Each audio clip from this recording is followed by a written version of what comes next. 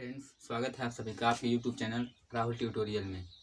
तो चलिए दोस्त, हम आज मैथ के जो कल पिछला वीडियो देखे थे उसी वीडियो को के जो प्रश्न बच गए थे उस प्रश्न को आज हम इस वीडियो में देखेंगे। हमने कल वाले वीडियो में शून्यों की संख्या ज्ञात करना आपको बताया था, ठीक है। हमने यह बताया था कि शून्यों की संख्या कैसे ज्ञात की जाती है, और यह भी बताया था कि किसी भी जो संख्या होती है उसके अंक में शून्य आने की जो प्रोबेबिलिटी होती है वह किन दो संख्याओं पर निर्भर करती है, ठीक है। यानी मैंने आपको बताया था यदि कोई भी नंबर हो, जैसे दोस्तों लिख दे रहा हूँ मैं, शून्यों की संख्या ज्ञात करना, शून्यों की संख्या। इसमें बताया था मैंने, यहाँ पर 2-3 सवाल बताया था आपको। अब देखिए, हमने आपको बताया था जैसे 1 × 2 × 3 × 4 × 5 हो और × 7, और पूछ लिया जाए कि इनका यदि आपस में गुणा किया जाए तो उसके अंत में प्राप्त होने वाले शून्यों की संख्या कितनी प्राप्त होगी, ठीक है। यानी अगर इनका आपस में गुणा किया जाए, जैसे देखिए 2 × 1 = 2, 3 × 6, 6 × 4 = 24, 24 × 5, इस तरीके से अगर गुणा आपस में सारी संख्याओं को कर लिया जाए तो जो गुणनफल प्राप्त होगा उस गुणनफल में अंत से कितने शून्य हमें प्राप्त होंगे या शून्यों की संख्या कितनी होगी। तो हमने आपको बताया था ऐसे संख्याएं जो लगातार एक दूसरे से क्या की गई हों, गुणा की गई हों। यानी जब प्राकृतिक संख्याएं लगातार एक दूसरे से गुणा की गई हों तो शून्यों की संख्या ज्ञात करने के लिए हम क्या करते हैं, सबसे पहले 2 कितनी बार आया है उसकी संख्या ज्ञात करते हैं, और 5 कितनी बार आया है उसकी संख्या ज्ञात करते हैं। उसके पश्चात जिसकी संख्या सबसे कम होती है, चाहे वह 2 की संख्या सबसे कम हो चाहे 5 की संख्या सबसे कम हो, जिसकी संख्या सबसे कम होती है वही हमारा आंसर होता है। अर्थात हम कह देंगे उतने ही शून्य उसके गुणनफल के अंत में हमें प्राप्त होते हैं, ठीक है। अब देखिए दोस्तों, इसके बाद मैंने एक ट्रिक भी बताया था। मैंने बताया था कि देखिए 2 की जो पुनरावृत्ति होती है हर एक संख्या की बात होती है। देखिए 2 यहाँ आया है, फिर यहाँ पर भी 2 आ गया है, यहाँ पर भी 2 आया है, 2 × 2। अब देखिए लेकिन यहाँ पर 5 कितनी बार आया है, 1 बार आया है। 5 से कितनी बार आया है, 1 बार। अर्थात यहाँ 2 1 2 3 2 3 बार आया है, जबकि 5 एक ही बार आया है। तो यहाँ पर 5 की जो संख्या दोस्तों वह कम है, इसलिए कह देंगे हम कि यदि इन संख्याओं को आपस में गुणा किया जाए तो 5 की संख्या सबसे कम है और 5 की संख्या कितनी है, 1 है। अर्थात इसके अंत में केवल और केवल एक ही शून्य में प्राप्त होते हैं, ठीक है। इस प्रकार के क्वेश्चन हम देख लिए थे, ठीक है। उसके बाद मैंने बताया था डायरेक्ट कि क्या करते हैं यदि प्राकृतिक संख्याओं का आपस में गुणा किया जाता है लगातार, तो जब सबसे अंत की जो संख्या होती है उसमें हम 5 से क्या करते हैं, तब तक भाग देते हैं जब तक उसका भागफल 5 से कम नहीं प्राप्त हो जाता है। अब देखिए 7 में दोस्तों यदि 5 से भाग देंगे तो कितनी बार जाएगा, 1 बार जाएगा। यहाँ पर हमें शेषफल से मतलब नहीं है, यहाँ पर केवल मतलब है हमें किससे, उसके भागफल से। जब 7 में हम 5 से भाग देते हैं तो भागफल कितना प्राप्त होता है, हमें 1 प्राप्त होता है। अब देखिए 1 में 5 से भाग नहीं दिया जा सकता, 1 में 5 से भाग नहीं दिया जा सकता। अर्थात हम कह देंगे इसमें प्राप्त होने वाले शून्यों की संख्या कितनी है, 1 है, ठीक है दोस्तों। दूसरा क्वेश्चन देखिए, यदि ऐसे कोई संख्या दे दी गई हो 1 × 2 × 3 × 4 × ... × 200, यानी यदि इन प्राकृतिक संख्याओं को, यानी 200 तक की प्राकृतिक संख्याओं को, इसे इस तरीके से भी पूछ सकता है दोस्तों, लगातार 200 तक की प्राकृतिक संख्याओं के गुणनफल में कितने शून्य प्राप्त होंगे, कितने शून्य प्राप्त होंगे, ठीक है। देखिए लगातार 1 से लेकर के 200 तक इस प्राकृतिक संख्याएं हैं, उनका आपस में क्या किया गया है, गुणा किया गया है। अब दोस्तों इनका यदि आपस में गुणा किया जाएगा तो गुणा करने के पश्चात अंत में कितने शून्य प्राप्त होंगे। जैसे देखिए यहाँ पर 200 है तो 200 के अंत में कितने शून्य हैं, 2 हैं। तो पूरा का यानी 1 से लेकर के 200 तक की जब संख्याओं का आपस में गुणा किया जाएगा तब कितने शून्य प्राप्त होंगे। इसके लिए हम आपको यही बताए थे कि आप 5 की क्या करिए, संख्या निकाल लीजिए। देखिए इस 1 से लेकर के 200 की संख्याएं जो आपस में गुणा की गई हैं, आपको किसी भी संख्या का, किसी भी नंबर का यदि यह ज्ञात करना हो कि वह कितनी बार आया है तो आप उस नंबर से, जैसे 3 की संख्या ज्ञात करना हो तो 3 से भाग देते हैं, 4 की संख्या ज्ञात करना हो तो 4 से भाग देते हैं। 5 की संख्या ज्ञात करना है तो 5 का भाग देते हैं। यह हमने पिछले वीडियो में पढ़ लिया है। अगर आपने वह वीडियो नहीं देखा तो दोस्तों पहले उसको आप देख लीजिए, तब आपको ज़्यादा समझ में आएगा। तो सबसे पहले दोस्तों हम 5 की संख्या ज्ञात कर लेते हैं। अब देखिए 200 में जब हम किससे भाग देंगे, 5 से भाग देंगे तो कितनी बार जाएगा। देखिए 5 चौक 20 होता है, एक शून्य बच गया, यहाँ पर उतार देंगे। अब फिर 40 में, क्योंकि 40 जो है दोस्तों वह 5 से क्या है, बड़ा है, अर्थात फिर 40 में हम क्या करेंगे, 5 से भाग देंगे। अब देखिए कितनी बार जाएगा, 5 अट्ठे 40, पूरा कट गया। अब देखिए कितना प्राप्त हुआ, 8। अभी भी जो 8 है वह 5 से क्या है, बड़ा है, ठीक है। फिर इस 8 में कितने से भाग देंगे, फिर 5 से भाग देंगे, और 5 एक्के 5, यानी अब जो भागफल प्राप्त हुआ वह हमें 5 से छोटा प्राप्त हो गया। अर्थात हम कह सकते हैं कि अब 1 में भाग नहीं दिया जा सकता। तो देखिए कितना बार आया है, पहले 40 आया है, फिर क्या आया है, 8 आया है, और फिर क्या आया है, 1 आया है। 40, 8, 48 और 1 49। अर्थात हम कह देंगे इसमें प्राप्त होने वाली शून्यों की संख्या कितनी होगी, 49 होगी, ठीक है। यानी यदि 200 तक की प्राकृतिक संख्याओं का आपस में गुणा हम करते हैं तो जो गुणनफल प्राप्त होगा उसके अंत में शून्यों की संख्या जो होगी वह कितनी प्राप्त होगी, 49 प्राप्त होगी, ठीक है दोस्तों। देखिए ए टाइप कल हमने आपको बता दिया था, ठीक है। अब देखिए दूसरे टाइप से प्रश्न कैसे आपसे पूछा जाता है। देखिए दूसरे टाइप से प्रश्न कैसे पूछे जाते हैं, ऐसे दे दिया जाएगा दोस्तों आपको। देखिए क्वेश्चन दिया जाएगा आपको 2 गुणे 4 गुणे 6 गुणे 8 गुणे 10 गुणे 12 गुणे ... गुणे 100। दोस्तों ऐसे आपको दिया जाएगा। अब आप यहाँ क्या देख रहे हैं दोस्तों, यहाँ पर प्राकृतिक संख्याएं तो हैं, लेकिन वे प्राकृतिक संख्याएं सारी प्राकृतिक संख्याएं क्या हैं, सम संख्याएं। अर्थात यहाँ पर देखिए सारी संख्याएं प्राकृतिक संख्या होती, शून्य को छोड़ करके जितनी भी संख्या होती सब क्या होती, प्राकृतिक संख्या होती। लेकिन दोस्तों देखिए ये 2, 4, 6, 8, 10 यानी ये सारे जितनी संख्याएं हैं यह 2 से पूर्ण रूप से विभाजित हो जा रहे हैं। अर्थात ये सारी संख्याएं कैसी संख्या है, एक सम संख्या है, ठीक है। यानी हम कह सकते हैं यहाँ पर जो गुणा होना प्रारंभ हुआ है, यहाँ पर जो मल्टीप्लाई होना प्रारंभ हुआ होगा 1 से प्रारंभ ना होकर के 2, फिर 3 देखिए छूट गया, फिर 4 आ गया, फिर 5 छूटकर 6, 6 के बाद 8 आ गया, ठीक है दोस्तों। तो आप इसको करने के लिए दोस्तों डायरेक्ट ऐसा नहीं करेंगे कि इसमें 100 में 5 से भाग देना प्रारंभ करेंगे, ऐसा बिल्कुल नहीं करेंगे। क्यों नहीं करेंगे, क्योंकि हमने अभी आपको बताया कि देखिए जब संख्या 1 से प्रारंभ हो, 1 से गुणा होना प्रारंभ, मतलब लगातार प्राकृतिक संख्याएं आपस में गुणनफल के रूप में दी गई हों, गुणा के रूप में दी गई हों, तब उसका ट्रिक जो है उसके अंत वाली संख्या में हम क्या करते हैं, 5 से भाग देना प्रारंभ करते हैं। तो इसको कैसे करते हैं दोस्तों, देखिए क्योंकि यहाँ पर एक सम संख्या है तो इसको करने के लिए हम क्या प्रयोग करते हैं, देखिए इसको तोड़ते हैं दोस्तों। देखिए 2 गुणे 1, अब देखिए फिर गुणा है दोस्तों, 2 गुणे 2, फिर 2 गुणे 3, इसको देखिए 2 गुणे 4, इसको देखिए 2 गुणे 5, इसको देखिए 2 गुणे 6, इसको देखिए 2 गुणे 50, 2 गुणे 50, ठीक है दोस्तों। अर्थात आप देख क्या रहे हैं कि इसमें भी 2 कॉमन है, इसमें भी 2 कॉमन है, इसमें भी 2 कॉमन है, इसमें भी 2 कॉमन है, इसमें भी 2 कॉमन, इसमें भी 2 कॉमन और इसमें भी 2 कॉमन है, ठीक है। यानी हम कह सकते हैं कि जो 2 आया है वह कितनी बार आया है, 50 बार आया है। मेरी बात सुनिए, इसमें 1 2, इसमें 1 2, इसमें 1 2, दोस्तों 12 के बाद 14 होगा, 16 होगा, 18 होगा, 20, अंत में 100 प्राप्त होगा ना। यानी आप कह सकते हैं कि 2 की जो आवृत्ति हुई वह कितनी बार हुई, 50 बार, और अंत में आप देख रहे हैं 2 की आवृत्ति कितनी हुई है, 50 बार। अब 2 इसमें से क्या करते हैं, यानी 2 की पावर जो 2 50 बार आया था उसको क्या करते हैं, हम कॉमन ले लेते हैं, उसको हम क्या करते हैं, कॉमन ले लेते हैं। अब कहेंगे यहाँ पर सिर्फ 2 क्यों कॉमन लिए, देखिए दोस्तों यह जोड़ के रूप में नहीं है, इसीलिए हम 2 की पावर के रूप में, यानी 2 कितनी बार आया, 50 बार आया है, उस 50 को भी, यानी उस 50 बार 2 को हम क्या करते हैं, कॉमन लेते हैं। जबकि जोड़ के रूप में सिर्फ 2 को कॉमन ले जाता अगर यह फॉर्मेट जोड़ के रूप में दिया गया होता, ठीक है। अब देखिए जब सब में से 2 निकाल लिए, जब सब में से हम 2 निकाल लिए, इसमें से 2 निकाल लिए, देखिए यहाँ पर 1 बचा, इसमें से 2 निकाले तो गुणे 2 बचा, इसमें से निकाले गुणे 3 बचा, इसमें से निकाले गुणे 4 बचा, इसमें से निकाले गुणे 5 बचा, इसमें से 2 निकाले गुणे 6 बचा, डाट गुणे यहाँ दोस्तों क्या बचेगा, यहाँ पर 50 बचेगा। ठीक, यानी 2 से यहाँ देखिए 2 यहाँ निकल गया, अब यहाँ पर क्या बचेगा, 50 बचेगा।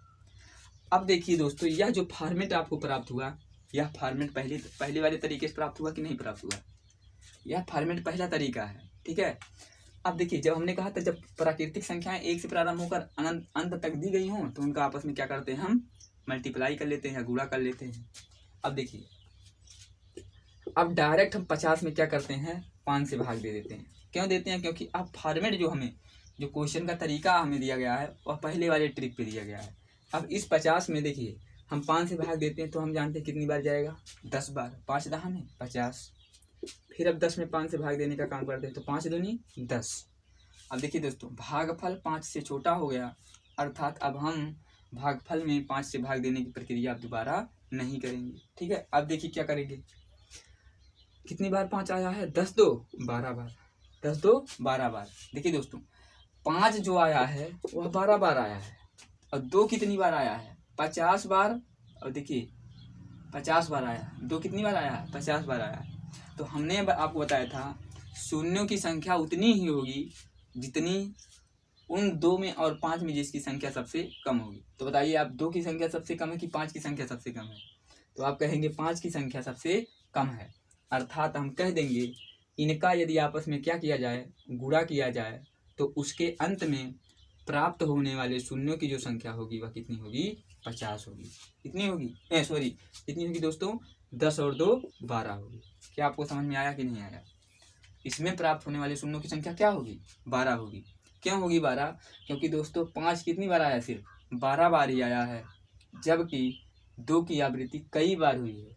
तो यहाँ पर हम उसी को आंसर टिक करते हैं जिसकी संख्या सबसे कम बार होती है। ठीक है, एक और हम प्रश्न देते हैं आपको। दोस्तों आप देखिए, एग्जाम में आप हल्दीबाजी नहीं करेंगे, क्योंकि हल्दीबाजी से जल्दीबाजी से क्या होती है, हमारा जो क्वेश्चन होता है उसके गलत होने की संभावना बहुत अधिक रहती है। देखिए यहाँ क्या करते हैं, 1 गुणे 3 गुणे 5 गुणे 7 गुणे 9 गुणे 11 गुणे ... गुणे 99। आप बताइए दोस्तों, इसमें इसका आपस में यदि गुणा किया जाए तो उसके अंत में शून्यों की संख्या कितनी प्राप्त होगी? यदि इन संख्याओं का आपस में गुणा किया जाए तो गुणा किया जाएगा, प्राप्त गुणनफल में शून्यों की संख्या कितनी होगी? आप बता सकते हैं दोस्तों। आप देखिए, 1 कैसी संख्या है, विषम संख्या, 3 विषम, 5 विषम, 2 विषम, 9 विषम, 11 विषम। आपको इसको देखते ही आंसर टिक कर देना चाहिए। आप कहेंगे कैसे टिक कर देना चाहिए? क्योंकि दोस्तों आप इसमें देख रहे हैं, क्योंकि जितनी भी विषम संख्याएं होती हैं उसमें कभी भी अंत तक दोस्तों क्या है, विषम संख्या है, उसमें कभी भी कोई सम संख्या नहीं आ सकती है।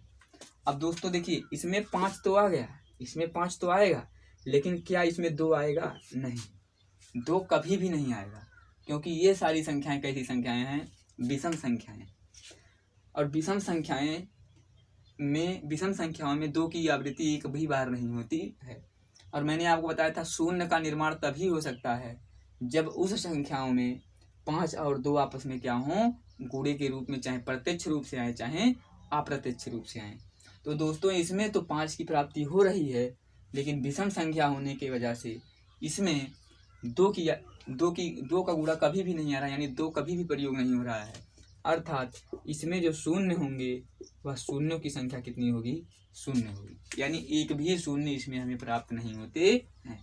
आपको आशा करता हूँ आपको ऐसे क्वेश्चंस लगाने में क्या होगी, कोई भी प्रॉब्लम नहीं होगी। ठीक है दोस्तों, चलिए और देखते हैं।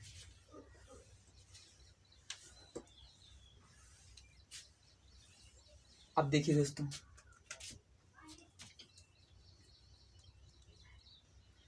देखिए ऐसे भी क्वेश्चन दे दिए जाते हैं, अभाज्य संख्याओं से दे दिए जाते हैं। जैसे देखिए 2 गुणे 3 गुणे 5 गुणे 7 गुणे 11 गुणे 13 गुणे ... ठीक है दोस्तों, यानी यहीं तक लेते हैं दोस्तों, 13 तक ही हम ले लेते हैं। ऐसे दे दिया गया 2 गुणे 3 गुणे 7 गुणे 11 गुणे 13। ठीक है, यानी अभाज्य संख्याओं का आपस में क्या कर देगा, मल्टीप्लाई कर देगा, और पूछेगा दिए कि कौन इन संख्याओं का जब आपस में गुणा किया जाएगा तो कितनी शून्य अंत में हमें प्राप्त होते हैं। तो आप दोस्तों देख ही रहे हैं कि केवल और केवल दो, केवल और केवल दो, इसको दोस्तों आप अनंत तक बढ़ा दीजिए। अनंत तक बढ़ाने से कोई मतलब हमें नहीं निकलेगा, यानी 13 के बाद फिर क्या आएगा, 17 आएगा, 17 के बाद 19, के बाद 23 दोस्तों। लेकिन दो ही एक ऐसी देखिए क्वेश्चन को कैसे और बदल सकता है, या करके ऐसे दे सकता है, यदि देखिए सभी अभाज्य संख्याओं के गुणनफल में शून्यों की संख्या होगी,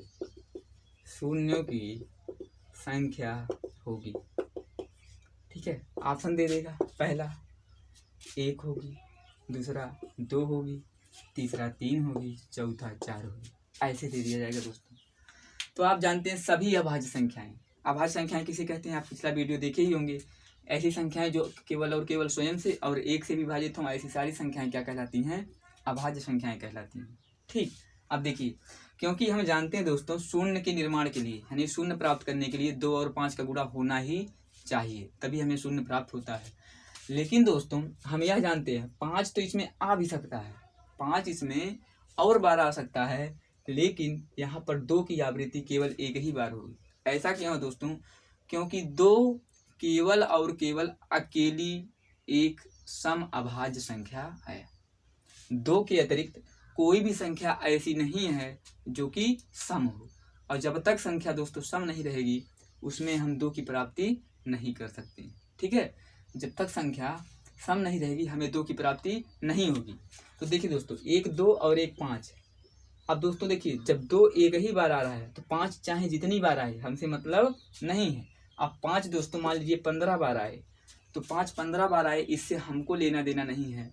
हमको लेना किससे, हमें मतलब है कम संख्या से, कि 5 की संख्या कम आ रही है या 2 की संख्या कम आ रही है।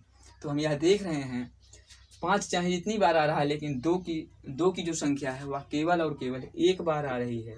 इसलिए हम कह देंगे इसके गुणनफल में प्राप्त होने वाले शून्यों की संख्या हमेशा और हमेशा कितनी होगी, एक ही होती है। आशा करता हूँ दोस्तों यह बात आपको समझ में आई होगी, ठीक है। क्योंकि 2 अकेली एक सम संख्या है, 2 के अतिरिक्त कोई और संख्या सम संख्या नहीं है, ठीक है। अब देखिए दोस्तों पेपर में और प्रश्न कैसे पूछे जाते हैं, फैक्टोरियल से कभी कभी प्रश्न दे देता है। देखिए हम क्वेश्चन और लिख रहे हैं, जैसे 1000 गुणे 2000 गुणे 3000 गुणे 4000 गुणे 5000, ठीक है, डाट डाट डाट गुणे 10,000, ठीक है दोस्तों। ऐसी संख्या दे दी गई और पूछा गया आपसे कि यदि इन संख्याओं का क्या किया जाए, आपस में गुणा किया जाए तो अंत में प्राप्त होने वाले शून्यों की संख्या बताइए। तो आपको दोस्तों बस वही ट्रिक याद रहता है कि अंत वाली संख्या में 5 से हम क्या करते हैं, भाग दे देते हैं, जो भी आंसर आता है उसको क्या करते हैं, टिक कर देते हैं। तो इस प्रकार से आपका क्वेश्चन गलत भी हो सकता है, ठीक है। देखिए सबसे पहले इसको तोड़ते हैं दोस्तों, सबसे पहले इसको तोड़ते हैं। देखिए 1 गुणे 1000 दोस्तों, फिर 1 गुणे, देखिए 2 गुणे 2000, 2 गुणे 1000, देखिए 2 में जब 1000 से गुणा करते हैं तो 2000 होगा। इसमें देखिए 2 गुणे 3000, 3 गुणे 1000 दोस्तों, 3 गुणे 1000, इसमें 4 गुणे 1000, इसमें 5 गुणे 1000 और अंत में दोस्तों 10 गुणे 1000। आप देख क्या रहे हैं दोस्तों कि सभी में 1000 की आवृत्ति बार बार हो रही है, सभी में 1000 की जो आवृत्ति है वह क्या हो रही है दोस्तों, बार बार हो रही है। तो उस 1000 को हम क्या करते हैं, बाहर कर लेते हैं, बाहर कर लिए 1000 को। अब देखिए अंदर चलते हैं, अंदर क्या बचा, 1 गुणे 2 गुणे 3 गुणे 4 गुणे 5, ठीक है, इतना ही बचा दोस्तों, ठीक है। अंत में जब हम ज्ञात किए तो देखिए क्योंकि अब यहाँ पर क्या हुआ, 1000 सब में आ रहा था, इसलिए 1000 को हम क्या कर लिए, बाहर कर लिए, ठीक। अब देखिए 1 गुणे 2 गुणे 3 गुणे 4 गुणे 5, ठीक है दोस्तों। अब देखिए आप अगर चाहें तो डायरेक्ट भी आंसर कर सकते हैं और चाहें तो इस तरीके से भी करते। पहले हम डायरेक्ट आपको करना सिखा रहे हैं। देखिए 1 दुआई 2, 2 तिहाई 6, 6 चौक 24, 6 चौक 24 और 24 पंचे कितना होता है दोस्तों, 120। देखिए 24 गुणे 5 कितना होता है, 5 चौक 20 और 5 दूनी 10 1 12, यानी 1000 पहले रह गया दोस्तों और क्या हुआ, इसका गुणनफल कितना आया, 120 आया। ठीक है, अब देखिए 12 एक के 12, कितने जीरो, 1 2 3 4, कितने जीरो लगा दिए दोस्तों हम, 4 जीरो। यानी कह सकते हैं कि यदि इनका आपस में गुणा किया जाए तो प्राप्त होने वाले शून्यों की संख्या कितनी होगी, 4 होगी। ठीक, या तो दोस्तों आप डायरेक्ट ही कर सकते थे, लेकिन अगर आप इसको हम ट्रिक से करते हैं, देखिए यह फॉर्मेट हमें प्राप्त हुआ था दोस्तों, 1 गुणे 2 गुणे 3 गुणे 4 गुणे 5, यह फॉर्मेट हमें प्राप्त हुआ था। अब आप जानते हैं दोस्तों 10 को हम किसके रूप में लिख सकते हैं, 10 की पावर 3 के रूप में। ठीक है, 10 की पावर 3 के रूप में, अर्थात देखिए 10 की पावर 3 का मतलब क्या होता है, 10 का गुणा कितनी बार हो, 3 बार हो। अब देखिए एक कितने शून्य आएंगे, 10 दहा में 100, 100 दहा में 1000, फिर 1000 हमें प्राप्त हुआ कि नहीं। अब देखिए यह हमें पहले फॉर्मेट में मिल गया, यानी प्राकृतिक संख्याएं 1 से प्रारंभ होकर आपस में क्या हो रही हैं, मल्टीप्लाई हो रही हैं। अब क्या करते हैं, अंत वाली संख्या में हम 5 से क्या करते हैं, भाग देते हैं। तो आप जानते हैं कितनी बार जाएगा, एक बार। कितनी बार जाएगा, एक बार। अब देखिए दोस्तों, क्योंकि इसमें 5 कितनी बार आया है, एक बार आया है, तो इसमें कितने शून्य हो जाएंगे, 1 शून्य हो जाएंगे। हमें 2 से मतलब तो है नहीं, इसमें शून्य की संख्या कितनी हो जाएगी, इसमें 1 हो जाएगी। और यहाँ पर देख रहे हैं दोस्तों, यहाँ पर भी शून्य कितनी बार आ रहे हैं, 3 बार आ रहे हैं। यहाँ पर शून्य कितनी बार, अब यहाँ पर 2 नहीं है दोस्तों, ये डायरेक्ट शून्य के रूप में दे ही दिया गया है। ठीक है, यहाँ पर 2 नहीं है, 2 और 5 की आवृत्ति हमें इसमें चेक करनी थी, तो हम 2 नहीं चेक करते हैं, हमने बताया 2 की आवृत्ति बार बार होती है। यहाँ हमने 5 की आवृत्ति चेक की और देखा कि 5 एक ही बार आया है, तो 5 एक बार आया है, अर्थात इसमें इसको अगर हम मल्टीप्लाई करते हैं तो इसमें शून्य कितने आते हैं, 1 आते हैं। और जबकि हमें 3 शून्य पहले से ही दिए गए हैं, यानी अंत में शून्यों की संख्या कितनी होगी, 4 प्राप्त होती है। ठीक है, तो दोस्तों देखिए अगर आपको कॉन्सेप्ट पता है तो क्वेश्चन किसी भी तरीके से आपको दे दिया जाए एग्जाम में, आप उसे आसानी से टैकल कर सकते हैं। ठीक है, अब देखिए दोस्तों, इस प्रकार के प्रश्न को हम छोड़ रहे हैं यहीं पे। अब देखिए उसमें 4000 से प्रारंभ करके 40,000 तक जा सकता है, इससे आपको कोई समस्या नहीं होनी चाहिए। ठीक है, आप लगाएंगे इस प्रकार के क्वेश्चंस, अगर नहीं आएगा तो हमें बताएंगे, तो हम क्या करेंगे, उसे दोबारा करवा देंगे। ठीक है, देखिए कभी कभी फैक्टोरियल में क्वेश्चंस दे दिए जाते हैं। अब फैक्टोरियल्स में क्या क्वेश्चन दिए जाते हैं, देखिए दोस्तों क्वेश्चन ऐसे दिया जाएगा, ऐसे दे दिया जाएगा दोस्तों, और दे दिया जाएगा 125 में शून्यों की संख्या ज्ञात कीजिए, शून्यों की संख्या ज्ञात कीजिए। सबसे पहले मतलब दोस्तों इसको पढ़िए, देखिए इसका मतलब क्या होता है, फैक्टोरियल होता है। ये फैक्टोरियल का चिन्ह है, ये जो चिन्ह लगा है दोस्तों, ये किसका चिन्ह है, फैक्टोरियल का चिन्ह है। फैक्टोरियल दोस्तों हमको बताता क्या है, जो संख्या फैक्टोरियल के अंदर दे दी गई है, यानी फैक्टोरियल के अंदर जो भी संख्या हमें दी है उस संख्या को, उसका फैक्टोरियल का मतलब क्या है कि हमें 1 से गुणा करते हुए जाना है कहाँ तक, उस संख्या तक।